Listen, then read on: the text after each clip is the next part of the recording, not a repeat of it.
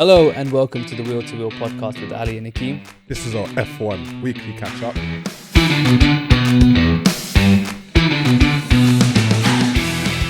Oh, The Singapore Grand Prix. It was a snooze fest. So boring. it was. I mean, we kind of know it's kind of like a Monaco 2.0, but it's better than Monaco. Oh, Yeah, it's better than Monaco. It's putting out there. Yeah, well, it was okay. Nothing. The best way I describe it is like it's a race that kind of edged you. Like it was like I was about to. Yeah, it's like it feels like something's gonna happen. You just kept edging and edging, but like we never got off. Oh, None of us got off. None of us got off. It was just no safety car. It was just an edge fest, like a tease. Nothing was going on, man. It was a dry one. But I guess we're gonna have to start with George Russell win for Singapore Grand Prix, and I want to start with the qualifying and how good he was from Saturday. Yeah, you know what, George, and even his quali was like very flamboyant. Even the way he touched that wall, grazed it, still managed to send it in the corner. Phenomenal. Like even his sector one was lit, so good. When I was watching all over drivers, and they were still like 2 turns down. I was like, wow, George really went hard. You know, like this is what I mean by George. He's very good on Saturdays, and you know what? He matched his Saturday, and he done very well on Sunday. Yeah, it was a race of his own again, right? Yeah. But in the best way possible for him, because it was just him out in front, just by himself, and he coasted. He saw it through, and he won the Singapore Grand Prix, and he's having a great season despite like Mercedes himself not being in the Driver Championship. I think he's doing everything he can for Toto to give him a contract. Toto, I don't know what you're playing at, but you've got a world-class driver there that is fighting for race wins, and you're only offering him a 1+1. I don't know what you're playing at, but put the contract on the table for him and let him sign it. But you're telling me that this is his strategy, It could be a strategy where like he's purposely doing it, trying to like extract the most out of George Russell to keep pulling in those performances, keep fighting for his seat, because we know that he might be using Max as like a motivator for George to like be like, you know what, you're not gonna do it, then I'm gonna go for Max or keep Kimi. But it's just, but you know what? If I was George, you know you're the best driver at Mercedes, right? And you know, like, Toto's not getting Max next year, so he could just be like, well, if you're not going to give it to me, then I got other teams that take me. Martin would be a very good player. Even McLaren, you never know how McLaren's going to finish up at the end of the season with their drivers, so even that's a shout too. Ooh. And speaking on McLaren, let's start on a bright note. Oh yeah. I want to just congrats to McLaren for winning the Constructor Champions 2 years in a row now. Come on. Back-to-back champions, the Constructors, and quite possibly on the verge of Drivers' Champions since Lewis Hamilton. 2008. Yeah, 8. Damn. It's been a long time coming. Yeah, they've been needing it. But you know what? Positive. It's looking positive for them. But somehow, McLaren's turning something so golden into something, you know, very, very, very sour. I feel like the way they're handling it, like it could have been like a lot more exciting. The drivers right now, they should have let them duke it up from the beginning. They've been trying to play this whole cautious role, trying to be like, oh no, we're trying to make it fair, we're trying to but it's not working. It's not working. And McLaren put themselves in a corner right now where when you have the slow stop for Orlando, and then you had Oscar to switch around for him, and now this time round you have a mess now, because now your drivers made contact, and Piastri's looking at you guys like, all right, cool, well, I helped you guys out before when he had a slow stop, but when he touches me, what, you don't want to help me out and let me go back in my original position? But would you not argue it's just a classic racing start where it's just hard racing, trying to get track position. It's one of those things, right? I think every party has a stake in this, and they all make sense. Lando makes sense because the way he touched the Red Bull, he kind of edged him out into Edged. You see? And you know what? It happens, isn't it? It's hard racing. So I get Lando, but I get Piastri as well. But fundamentally, it's McLaren. I see it more on Piastri's side because, like, I think over the course of the season, I think you could easily make a case that McLaren do favour Norris. I think McLaren would like Lando Norris as their driver's champion. It's clear to see throughout the whole season, the whole swap back after like a slow pit stop, but that's racing. Like, you don't have to give their top positions because, you know, one slow pit stop just ruined the race for Lando Norris. They're fighting for a championship. It's like he shouldn't have to compromise, and it's costing Oscar Piastri loads of points. And slowly but surely, Lando is clawing back. And he's not the only one clawing back. You can see Max in the rearview window. Well, I don't think he's there, but just want to keep on the McLarens for a second. It's just, I don't know, it's a mess. And I think it's about to heat up in the next 6 races. We've got 6 races, 3 sprints to go, and it's going to get interesting because I think Oscar Piastri has had enough, and you can see Lando's playing a bit more aggressive, which we want to see. And I think we, as the fans, want to see these last 6 races explosive. We want to see a fight for the championship. We want to see it go all the way to Abu Dhabi. Go for it. Fuck it. This season needs it right now, man. It's weird, right? On paper, it sounds very interesting. You know, you have new podium. I mean, you have a lot of maiden wins for drivers. Grand Slam, do you mean? Yeah, Grand Slams. Yeah. But the races ain't been too crazy. But no, I think the last 6 races, if they go the way I expect it to go, very. Oh, we've got some good tracks coming up. We've got obviously Kota next. We've got Brazil coming up, Vegas, Qatar, Abu Dhabi, and one more Mexico.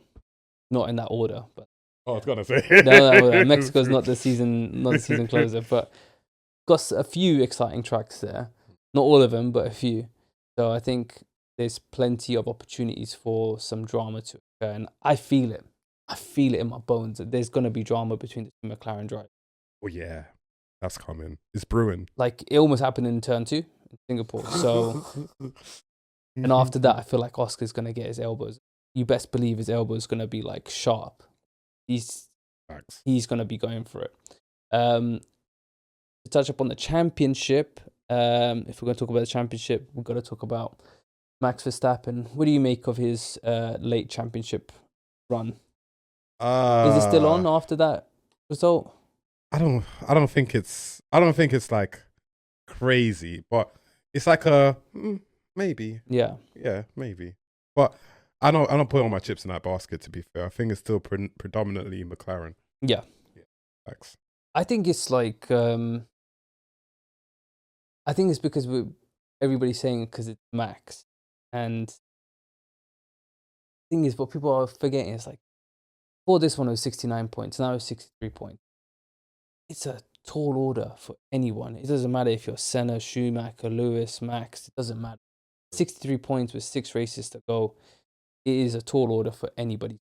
And is it realistic? Probably not. With the McLarens being dominant car, even though like they made a bit of a U-turn with the Red Bull car, just don't see it. It will take at least 2 DNFs of like the McLaren drivers to like get out, especially Piastri, for Max to be in it, and that's asking a lot. And let's not forget they had issues in. Yeah, you know, they were like he was really struggling. Like E2 was a good result considering everything that he had while fighting off Lando. Yeah. For like 20 odd laps, he was just defending whilst within the DRS. I mean, it was a masterclass in defending from Max, but yeah, he needed P1. If he won Singapore, I think it would be a different discussion we'll be having about. We'll be saying, you know what, title fight, I'd say about 30%. You know what, he's in it a little bit more. Right now, for me, he's about 15. I think that's fair. Yeah, it's too much to ask. Like last year, we were saying Lando's could potentially beat Max to the championship, and his deficit was around 40-point range, bouncing between 39 to 45 or something like that. But this is sick. So I don't know. Like, yeah, it's too much to ask for. And yeah, old demons crept in with the car, having brake issues and was it downshifts? Yeah, issues. So I don't see it. No. Speaking of like brake issues, we gotta talk about your boy Lewis Hamilton. He was having a really solid race, and he was the fastest man on track. I think he got the fastest lap time as well. Yeah. And yeah, his brakes broke. It's really weird. Ferrari's just in this is really like, I don't know, man. Like when I was watching it back here, I was like a 20-second gap, and he brought it down to mere tenths. And I was like, wow. Like I was like, wow, this offset strategy seems to be working for them. And all of a sudden, I'm seeing like sparks coming out of his brakes. I was like, whoa, what's going on here? And then I'm hearing he's been having brake issues. Leclerc's been having brake issues, and it always seems like there's something blocking these Ferrari drivers. Every race, they're looking after this, looking after that. Well, even in qualifying, like Lewis was actually fast in qualifying. He was really fast, and it was just sad in his Q3 run. Was it Q1? Yeah, Q3 run. Like he had to go on old softs because they ran out of tires, whereas all the rest managed to have new softs for their last run. It's like, why can't Ferrari manage that properly? Like, why is it that Lewis had to go on old?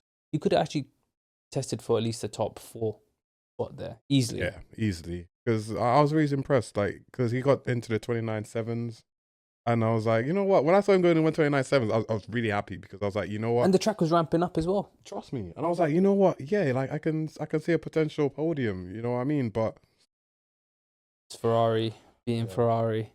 I think I've taken your advice on board, innit? Like, you told me just have no expectations. Just all your hopes or whatever, just put it down to whatever. Put it down all the way down here. In football terms, it would be like Vibes FC. It's just like you're a Ferrari fan, you're just there just to ride it out. Just if something good happens, then you're just vibing with it. You know what? Sick, man. That's a good result. Yeah, that's how you don't want to get too caught up in it because the hope that kills. Like, you know, before the season started, everybody was like, Lewis Hamilton there off the back of last season where they finished second in the constructors, took it really close to McLaren. They had a car. Yeah, it's going to carry over for next season.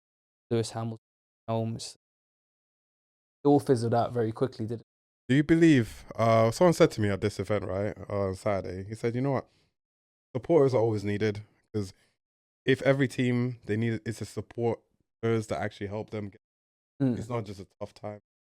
It's not just a good time, but tough times as well. Because the tough times, it's when the crowd actually hypes you up, makes you believe, they come in, they show the support, and that's where the belief comes. I think, what I'm asking is that, do you think as a supporter, you think you should always like, back your team always? Not always only back them, but I mean just like always be there. Like a part of me just feels like it's just kind of hurtful to always be there. I just don't really want to be there sometimes. It's different. I think in that situation, I think yes, if you're at the race, spur them on. You know, like same thing with football. It's like if you're away fans, traveling like to an away game, it's like need that support. They want to hear that they're doing it for you, sort of thing, innit? Whereas if you're at home watching it, then I think it's different. You don't have to give. Oh, okay. Yeah. Personally, obviously, like I support Man United, so I know what it's like to like have too much hope and have it crushed. Just like So no, but if I'm at a game or something, or if I'm at a race, then yeah, you best believe even if they're not in contention for a win or anything, you still back your team. So in an ideal world, would you always go to the? If you could go to, like, money's not an object. Yeah, I would. Yeah. Yeah, 100%. Okay. It's passion. I'll back it. Yeah. We're good. Little slight detour there, but Yeah. but let's finish up on the driver of the day, which is Fernando Alonso. What did you make of his race? Gave us pretty much the only entertainment. You know of what? the race. You know what? When I saw his 9-second pit stop, I was like, God damn, man. Yeah, This guy gets done dirty sometimes, you know. Like, sometimes you look at the race and you'll just give up and you'll be like, why am I even in this? What? Just throwing the towel. But then he just pulls it off, doesn't he? He pulls off miracles Yeah. in the Aston. Gives us so much time and time again. Like Mm. the way he climbs up the field after like such a bad luck he has, and next thing you know, he's back in the points at like 6th, 7th, 8th place. I think that's Fernando Alonso for you. what race was it? There was a race last year or the year before where his car literally went up in the air, whatever, and we thought he was out of the race. And That was in Alpine still. That he had that collision with Lance Stroll in Kota, which was going to be next. oh, was it? Yeah. Oh, mad. For and yeah, like it's peak because I think finished the race and he did well, and I think the FIA came back at him saying, "Well, that car was a bit too broken up." Did the job though, like he still overtook so many people and finished in the points, and now you're trying to take that away from him just because he had too many scratches on his car. Bullshit. I mean, same thing could be said about Lewis's brake issue. He got that 5-second penalty because he had to go off track to the brake. Yeah. I'm 50-50 on that. Like I do understand it, but at the same time, what do you want him to do? Like I don't know where I'm gonna weigh in on that, but I get it. Like from Fernando's point of view, it's like, well, he cut the chicane and to lose time. Yeah, he was doing his best at that point. I mean, because I was kind of like a little bit in it, a little bit out of it. But I saw he had like a 40-second gap at one point. I was very confident that whatever issue it is, he'll be able to- Yeah. It reminded me of that time where Lewis won in Silverstone with that puncture tire. 3 tires, isn't it? Yeah. And he was already like part ways into that final lap, but he had like a 40 gap to Verstappen, and you can see Max in the distance, like closing in. And by the time Lewis came in, finished, Max came at the last turn. It's like he had enough gap to be able to pull that off. And similar thing here, like he had enough to do it.